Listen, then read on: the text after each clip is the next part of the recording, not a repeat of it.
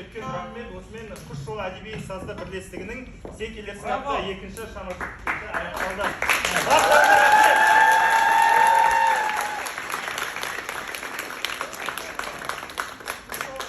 Көркем әдебиет жасасын, өнер жасасын.